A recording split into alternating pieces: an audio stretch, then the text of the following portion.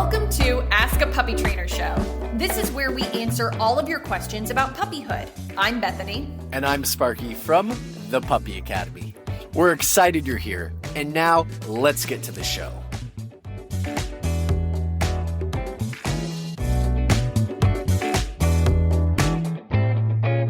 This is Billy Joe. Billy. This is Billy Joe. Welcome to Ask a Puppy Trainer Show, episode 239. 239. I'm with Bethany. And Sparky. And Billy Joe. And Billy Joe. Actually, it's just Billy. She's trying to drink your coffee. I've been calling her Billy Joe because I think it's fun and cute. Do you cute. need the caffeine? Anybody ever seen The Junction? If you got one of those. You see that? She went for a little beard. She loves you. I just looked down. I just see this going from a beard. All right, guys. Anyone with the question, throw it in the chat, guys. If we're answering your question from here or answering a question from here, and you guys have a rebuttal or you have a return, you have a follow-up question, we love that. Throw it back in the chat. We will come back to you. We'll prioritize the follow-up question so we get some report back and forth. Look at what the chest massage is doing. Look at the ears, too. Kind of everything changed. I am the puppy whisperer. So I'm sure you guys heard the, hey, like kind of like that loud sound to interrupt. And now this is the settle we get after. I grabbed her collar and I gave her a good tug and release. The release is important because I hid it from all of you, but I'll tell you about it because I don't lie. Well, they heard you because she's licking your mic. And then, and then I went in with this. It's not going to last long, but I'm happy to get it some because I don't want to hand her over. I don't want to hand her over when she's all like, wah. We're rewarding the fact that she's trying to get away or get down. And then the next time you try to pick up your dog, you go run the same thing. She's going to give this dog back to Ricky, though, the minute she starts getting fussy again, though, because that's not productive to keep working her down like that because it stops becoming work and it starts becoming frustration. I told you I love her, and I saw her working last week, and she's doing so good. Billy is energy wrapped up in dog. Yeah. She's a working She's animal. like a mini lab. Sure. She looks like a little mini lab. If her mom's here, she would definitely attest to that. Okay, this is from Jenna Lily. I just like that. Jenna Lily. Jenna Lily. I don't even think the second Lee was supposed to be there. Jenna Lee. Yeah, sure. Jenna Lily. Okay, 18-week-old Goodle. Goodle? It's a new breed. No, we're calling it the Goodle. 18-week-old Golden would love all the tips on calm greetings for friends and humans too, but we don't say hi to everyone on our walks. She knew that would be the first thing we're going to ask about. That's the key. Also, observing while calm tips, please. Also, thank you. Okay. Yeah, go ahead. You want to start it? Yeah. So 18 weeks old. Yeah, that's way too young. There's two main things I'm going to be doing with an 18-week-old out in public.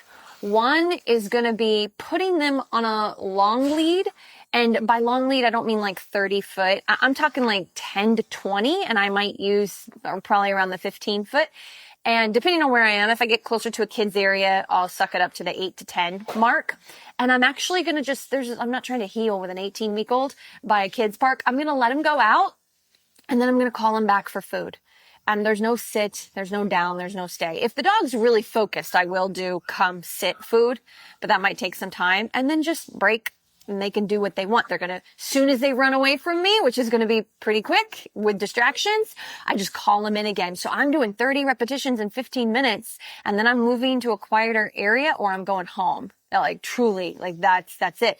Then that's one side of the coin for me. The other side of the coin, and then someone could say hi, you know, when the dog just runs out, I'm like, oh, she might jump on you. She's a puppy at 18 weeks old. And I might give her a little tug just so it's not too intense. And they pet, I recall her back right away. Like that's the most Instagram's always giving us trouble. All right, there we go. You're back.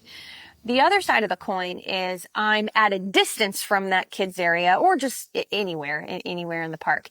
And I'm sitting on a picnic table. Maybe I brought my foldable dog cot. That's what I suggest you do. Coleman's got a good one. If not, I'm putting the puppy up on the picnic table because it's just so much easier. And I've got my treat pouch down. Good. Piece of food. Good. Pause. Piece of food. 3, 4, 5 times. Somebody, and then I don't give food for a little bit. They might stand up, walk around, sniff for a second. They're on a platform. Just don't let them drop off. A person's about to walk by. Down. Food. Person goes, oh, good. Food. food. Oh yeah, it's a puppy. We're training. Good food. They keep on walking, right? So that's how I'm conditioning, like stay in one position. Not everybody's going to pet you. You get food. That's how I'm doing that. Now, can you do it without food? Yes, but it's very, very, very hard. And not nearly as fun for the dog. Not as fun for the dog, not as fun for the owner. It's very hard. That's actually the first way I learned how to train. So I am very aware of how to do it. And there are some benefits to it. I just don't do it anymore because it's not fun and it's hard. Yeah, it's especially hard out here. Well, LA. But it's much harder out here because a lot of people will walk up and try to say hi to your dog. Yeah. And so a lot of other parts of the world, dogs are kind of ignored by the general populace, and they're just more like with the owner. So our culture. Yeah, it's very different here with our culture Very versus needy. Other countries or even other states. So stop it. It's true. It's true. So if you're working around people, you will need food. I want to throw in one caveat for the letting the dog go off and like not even to go say hello, but even You couldn't just let me moving have away. it. You couldn't just let me have it. If I knew it. you can't call them back with food, go 10 feet farther back. Try it again. Yeah. Doesn't work. 10 feet farther back. You're building enough distance to be under threshold. So when you say come, the dog's like, people are there, but they're 100 feet away. Mom's over here 10 feet away with food. You're more valuable in that moment. So you get your return. You can get closer as you train this over a couple weeks. Sparky thought Billy was just going to be wild, and clearly you just don't have the touch. She tried to bite my beard. Oh my gosh, she's doing so good. She's such an angel. I'm going to give her back. She is an angel. She is quite sweet. When she's tired, she's amazing. She's not tired. When she has energy, she can be a bit rambunctious. She's not tired. She's only had she's not even had half of her day. So that is not why she had a walk 20 minutes ago. No, she had a walk well over an hour ago. Okay. More like an hour and 45 minutes. Maybe I should just do the next appointment. Maybe you should. Maybe you should. All right. You guys, if you have questions, you can put them down below. Yeah. TikTok. It says, I got it up. I got one job. Oh, we've got quite a few. Yeah, on TikTok we have a ton. All right. This from Chicky. Puppy just got fixed yesterday. I can't get him to chill out. He acts like nothing happened, and I'm scared he's going to rip the stitches open. Do I keep him in the kennel with lick mat? Yeah. Yeah. Crate. More crate time. Sorry. It's just is what it is. Don't baby the dog. Maybe play some, I think it's the jumping is the main thing, right?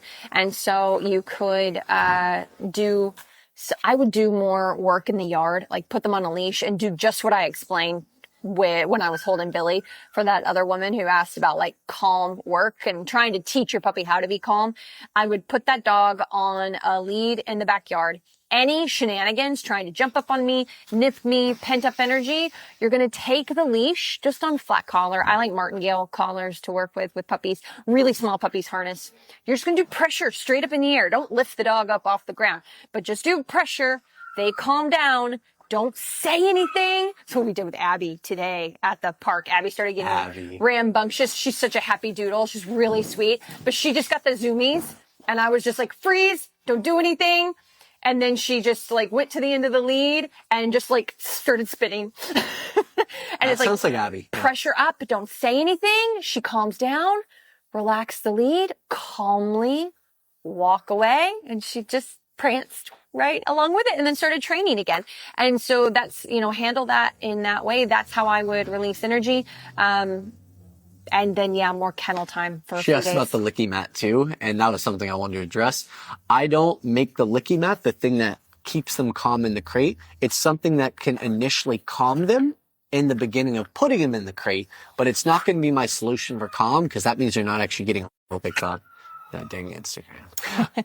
So it's not the thing that calms them down over the long period. It's something that kind of like gets you over the hump and helps you out a little bit. So if you are starting with the lick mat, I'll put them in with lick mat. I'll usually drop like a little mini handful of kibble on it. And I'll do that for the first week maybe, but I'm going to try to wean off it. I might even wean off a little bit earlier. When they can go in the crate, it's easier for them to go in. You can shut the door and you don't get a lot of pacing back and forth and whining. I'd start weaning off that lick mat because I feel like the lick mat will become, you'll become dependent upon it after doing it for too long. So I'd pull away from the lick mat as soon as you can. Use it for a week, use it for about a week and then start weaning off of it. All right. Carrie says... Go down. There's another question. You skipped one. If that's what you just read. What are you talking about? Can I see really quick? No. No, it's above that. There you go. That one.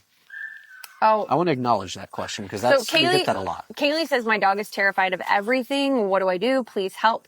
We need age and breed. So this is a puppy show, but puppies are not all built the same from month to month. No joke. So breed mix is helpful, but what we really need, Kaylee, is age. So if you're still on here, please let us know the age. Carrie says 9-month-old. Ooh. I saw it. This breed. People still get this breed? Okay. Yes, they do. My dad loves this breed. 9-month-old Jack Russell Terrier cries when left alone. She only does this when we are in the house. Well, I'm glad that this is the issue and not the typical Jack Russell stuff. Not the biting of the ankles, killing small animals in your yard. Trying to kill the cat, stuff like that. I just had that in my head. I was even going to say it. There's always a neighbor's cat. Yeah. For crying in the crate, Jack Russell Terrier. I don't know about this one as far as cookie cutter advice because it's a terrier. And so you probably need a ton of exercise, mental stimulation. You have to balance the two of those so you don't build too much endurance. I got to be honest. I say you get a private trainer. I would look into a private program where you have someone that can meet you one-on-one.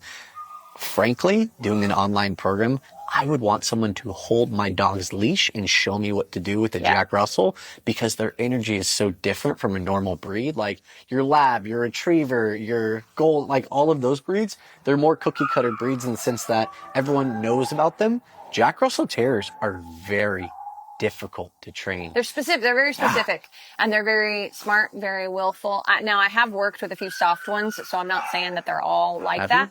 Yes, I have. I've worked with two female Jack Russells that were like, they weren't Jack Russells. Yeah, they weren't driven like that. Yeah, they weren't driven like that. Have been males. But I will say this, because this is typically what we would say, so we can give you something to go off of, is, what is the affection level like, outside of the crate? Because if it's a lot of attention and a lot of fun, because Jack Russells are crazy, funny characters. So if there's a lot of fun happening, a lot of play, a lot of physical affection, and then it's like, oh, we got to go to the grocery store, put the dog in the crate.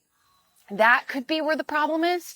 And so you have to have a little bit more structure in when you do the fun, how to calm your dog down before you put them away, pull affection 15 minutes before and after you get home. So you're all very businesslike when you're letting them out to potty. It's all very like you have to calm down first. You have to not care that I just let you out of crate before I'm going to give you any physical affection or fun. Like those two things. We can do some training and you should always be training when you're letting them out to potty.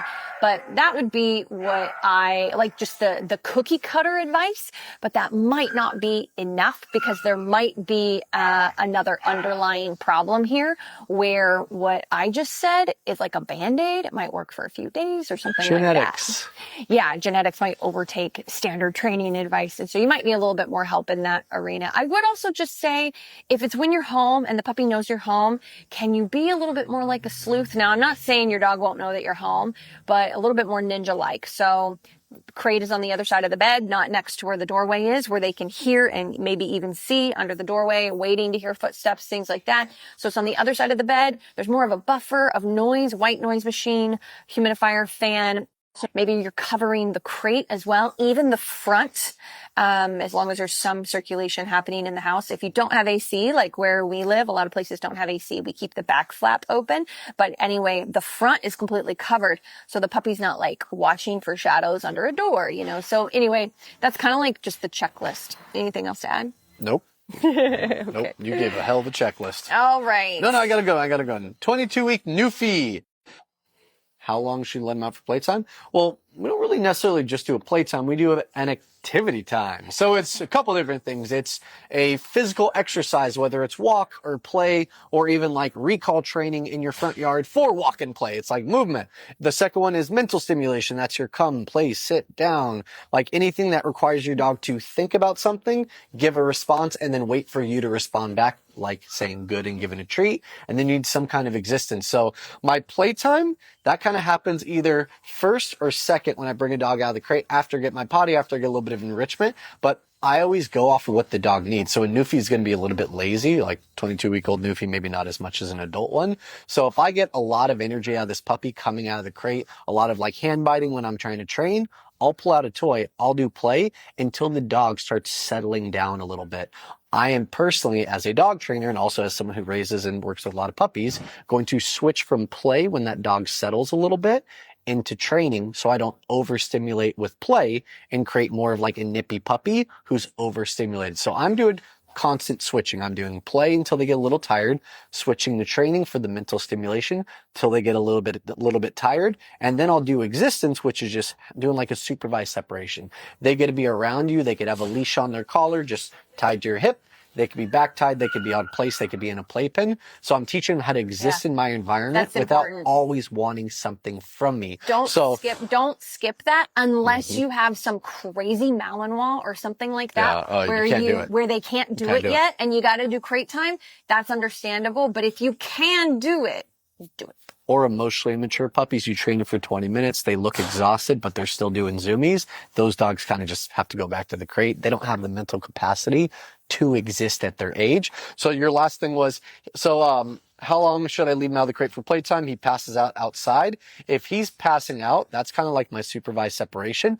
I would very strongly recommend not letting him pass out from play. Let the training be the thing that kind of like really tires them out. It's a combo of both. You need to be balanced. So if you're doing like 10, 15 minutes of play, 5 minutes of training, he passes out, switch those. 15 minutes of training, 5 minutes of play, and then he kind of gets to pass out by your feet. And then I would let him hang there for 10, 15, 20 minutes personally.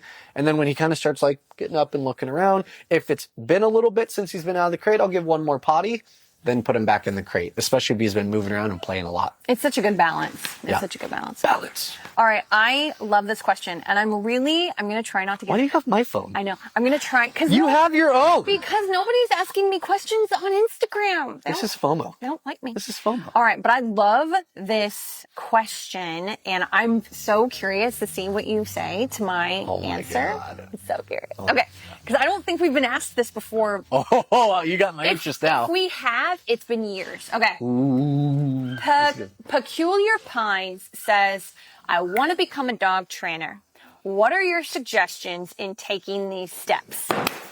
Go get a job at Petco. Work there for 2 years. Decide if you enjoy training.